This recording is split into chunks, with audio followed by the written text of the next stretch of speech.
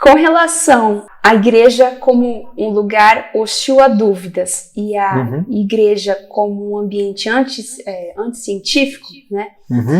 Quando a gente pensa nas lideranças hoje eclesiásticas, não existe aí um problema histórico, porque que se decorreu desde o século XIX, XX, que ecoa até hoje, para que o ambiente eclesiástico não se comunicasse com o restante da vida. Fosse alienado da ciência. Fosse moderna, alienado. né? Porque antes os teólogos, os pastores, eles, pelo menos na Inglaterra, né, não sei em outros lugares do mundo, acho que nos Estados Unidos também, eles tinham uma vida fora da igreja também, na participação científica, acadêmica, muito robusta, né? Mas depois desse período do século XIX, com toda a revolução científica desde o século XVII, enfim, tanta transformação que aconteceu, o que a gente vive hoje, o que a gente vivencia hoje como igreja ou liderança em muitas vezes, um problema até da igreja brasileira, a gente só tá falando de problema, né? Oh, meu Deus, que horas que já fazer essa lição, né? Parece que a gente tá só metendo pau, mas não é esse o objetivo. Mas tentar entender por que essas coisas estão acontecendo, né? Então, no quesito dos problemas, os pastores hoje, a realidade de igreja que a gente entende hoje, é muito diferente do que era no passado. A igreja tinha uma vida que ela vibrava para fora de si. Agora a gente vê o oposto, ela é como uma bolha mesmo, né? Então, você acha que esse problema não está relacionado a isso?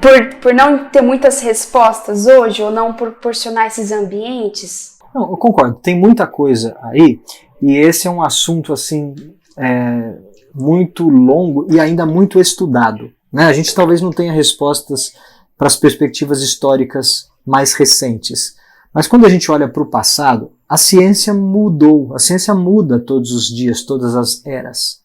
O conhecimento científico anda, evolui, né? Se você acha que é o conhecimento científico de um dado momento que ameaça a igreja, é que você está fazendo uma leitura equivocada do empreendimento científico. Por exemplo, a ciência de hoje faz bem para a igreja, a ciência de amanhã está contra a igreja, então vamos ficar com a ciência de ontem. E a igreja fez isso algumas vezes ao longo dos séculos. Ela demorou para mudar, para corrigir, mas por períodos de tempo ela ficou presa à ciência de uma época passada. Agora, a igreja erroneamente toma essa atitude quando ela não compreende, de fato, o que é ciência e como a ciência é bênção divina para o homem, para a humanidade. Se a igreja entender que fazer ciência é uma bênção de Deus para que o homem conheça do mundo que Deus criou e assim descubra verdades que Deus revela na criação, e essas verdades pertencem a Deus, independentemente da época em que elas foram descobertas, ou por quem elas foram descobertas, ou em qual contexto cultural elas foram descobertas, a igreja vai encarar a descoberta científica de outra forma, porque aí nada que a ciência descubra como verdade de Deus pode amedrontar ou romper com as bases da igreja. Então é um problema muito mais de fundamento, de como que a igreja encara o empreendimento científico, ou se a igreja quer ficar contestando informações científicas do momento, né? Agora, historicamente, tem casos, bombas aí, né, vamos chamar de bombas na história, que a igreja assumiu como grandes problemas e fez disso um problemão e fez um mito. Isso. Então, por exemplo, todo mundo lembra do caso do Galileu. Quando você fala Galileu, você vai falar, não, foi a igreja que condenou Galileu porque a igreja não estava pronta para aceitar uma verdade científica. Ora, hoje em dia, século XXI, nenhum cristão genuíno duvida que o Sol está no centro do sistema solar e a Terra gira em volta. Nenhum cristão em sã consciência duvida disso. Agora, naquela época, Galileu estava certo e a igreja estava errada. Isso quer dizer que a igreja é inimiga da ciência? Não. Você tem que olhar o contexto mais amplo, político, social e de entendimento daquela época, e não deixar que esse evento vire um mito que cristaliza a ideia de que ciência e religião estão sempre em antagonia de forças, ou são inimigas. Agora, esse é um problema do passado, Galileu, né? Existem problemas do nosso tempo. E da mesma forma como a igreja se viu atacada e na defensiva, lá no caso Galileu, no século XIX ela se viu atacada e na defensiva por outras interpretações. E no século XXI outras ainda. E no século XXII eu nem sei o que vem pela frente, mas a igreja pode tomar uma posição equivocada de achar que tudo que vem do campo científico é uma ameaça à igreja ou à ortodoxia. Agora, se a gente encarar a descoberta de verdades de Deus reveladas na criação, e aí a gente usa aquela analogia de 2 livros da revelação, um as escrituras, o outro a criação ou a natureza, a gente só pode concluir que as verdades que a ciência descobre são verdades de Deus. E que o cristão tem que se engajar nesse processo de descoberta. Então a ciência é um exercício humano que glorifica a Deus porque participa da compreensão das verdades reveladas. Isso é muito profundo, isso é importante. Okay? Agora, como é que você fala isso para jovem cristão, para crianças, para pastores, ok? Como é que você fala isso de interação entre fé e ciência e não fica falando sobre conflitos e polêmicas? A minha crítica na interação entre fé e ciência é que a igreja quer ficar alimentando, botando gasolina numa fogueira que gosta de queimar polêmica. A igreja gosta de ver sangue. Então, fé e ciência para a igreja o que é? Não, é debate, criação e evolução. É debate Big Bang, é debate tal coisa. A igreja fica insistindo nessas teclas como se a interação entre fé e ciência se resumisse a isso. Só isso. Né? Não é. Aliás, aqui a gente tem muito para falar porque é justamente o assunto que eu mais me dedico, né? Pastoralmente, até profissionalmente. Quem quiser conhecer o que eu penso sobre a interação entre fé e ciência, o que eu acho importante, vai achar palestras aí no canal do YouTube, ou vem para a BC2. É disso que a gente trata na BC2. Na BC2 a gente não trata de ficar passando pano nem botando lenha nas fogueiras das polêmicas. Não é nada disso. Na BC2 você não vai aprender curiosidades científicas e curiosidades bíblicas para você ter arsenal para ficar degladiando num campo de batalha. Não é nada disso. É o contrário. É mostrar que ciência e fé cristã são tão íntimas, estão diretamente ligadas pelo mandato cultural e pelo ato revelacional de Deus na criação. É muito mais profundo.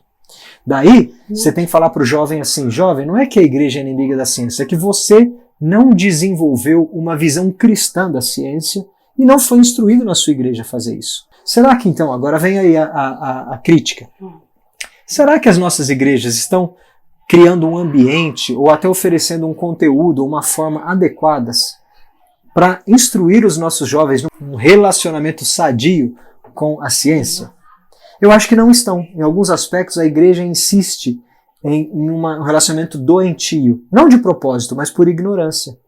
Muitas vezes a liderança da igreja não tem preparo nesse assunto e ela quer replicar ideias reduzindo o problema a aspectos de polêmica ou naquela forma superficial, como se tudo já tivesse resolvido. E aí o jovem cristão que cresce achando que já está tudo resolvido, é só ele seguir aquela forma de pensar ou de ver o mundo, vai chegar na universidade lá fora, vai conhecer o mundo nu e cru como ele realmente é, e vai falar assim, poxa, a minha igreja é mentirosa.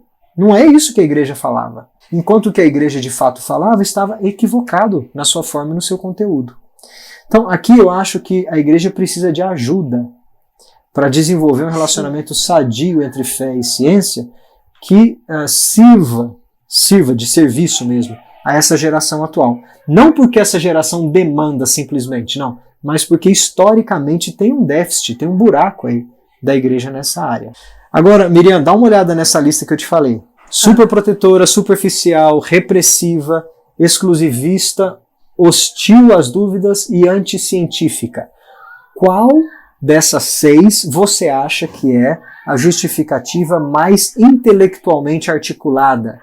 Qual que é aquela que o jovem sai mais bonito na fita para a sociedade atual, naquele que ele sai ainda com pinta de intelectual, que todo mundo vai gostar do motivo pelo qual ele saiu da igreja?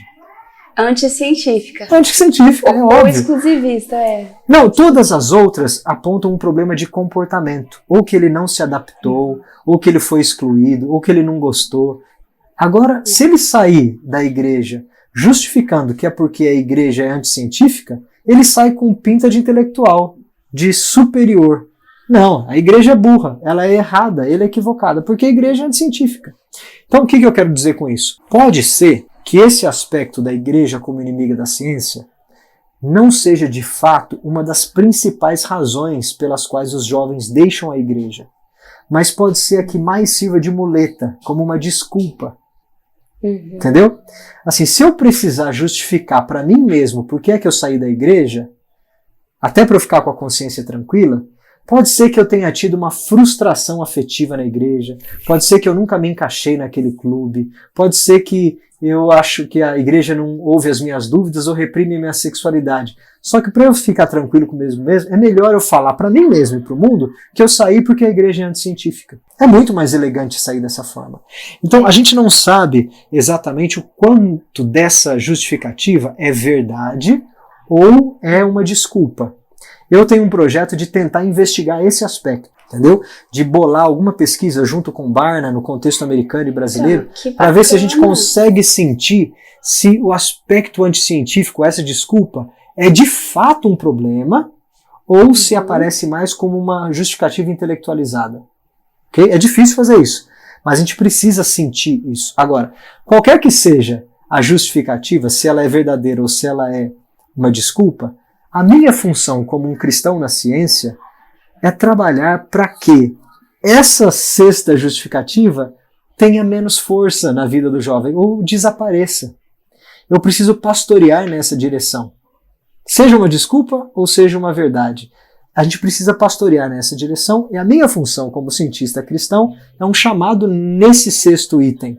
Pode ser que você ou outra pessoa que esteja nos ouvindo vai ser chamado para pastorear num dos outros aspectos, produzindo um ambiente mais acolhedor para as dúvidas, tendo um comportamento mais acolhedor e menos repressor na igreja, sabe? Criando uma igreja menos bolha, mais aberta à realidade do mundo lá fora, não reduzindo o problema, os problemas de fé a aspectos superficiais, dando aulas mais profundas. Qualquer que seja a sua vocação, o seu chamado pastoral, cada um de nós vai trabalhar numa dessas áreas, ou até outras áreas que nem apareceram aqui.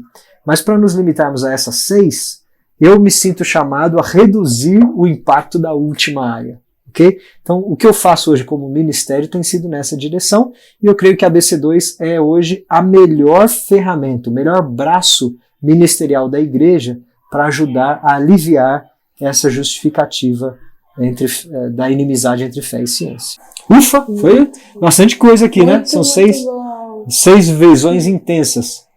Sim, mas bem esclarecedor, né? Mostra uma realidade que não está escancarada aos nossos olhos, né? Estava diretamente. Isso, às vezes a gente sentia, às vezes você tinha percebido algo assim. Agora, quando você pergunta para milhares de jovens e de maneira inteligente isso aparece sintetizado na forma de opinião concreta, tem alguma mensagem aí. Será que a gente ignora isso? Ou a gente é instigado a refletir sobre isso? Entendeu? Tem alguma coisa a ser feita?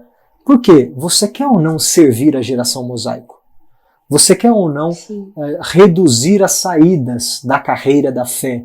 Ou você quer ou não que mais jovens fiquem na igreja e pelos motivos certos e não tenham desculpas para sair da fé? Porque provavelmente se você está na igreja, você não concorda com esses aspectos ou eles não foram fortes o suficiente para abalar a sua fé. Talvez você esteja até disposta a conviver numa igreja repressora. Talvez você conviva numa igreja repressora, mas você sabe que isso não é um ponto crítico e nem abala a sua fé. Por isso você se sustenta e você mantém lá. Mas tem gente que não consegue viver assim, por N razões, N histórias de vida, ou até imaturidades de fé. Não vem ao caso agora.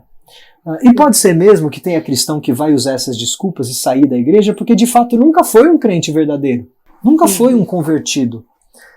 E vai sair da igreja por uma ou outra razão, qualquer que seja, mas vai sair por uma dessas que está mais alinhada com o espírito do tempo. E quer saber a verdade? Satanás, se for nos tentar, vai nos tentar nas delícias do nosso tempo, nas maneiras mais articuladas que a geração hoje se organiza da maneira que ela pensa. Ora, se a geração atual, mosaico, vive mais ou menos com a cabeça dessa forma, você acha que as tentações para abandonar a igreja virão de que formato, de que forma? Com qual roupa? Elas vêm para levar, para tentar o crente na forma, no espírito do tempo, na forma que ele mais ama, na forma que ele deseja viver autonomamente distante do Salvador. Então, se isso reflete um aspecto da geração atual, tenha certeza que Satanás já sabe disso. E ele usa justamente dessas estratégias para tentar os filhos da luz. Uau!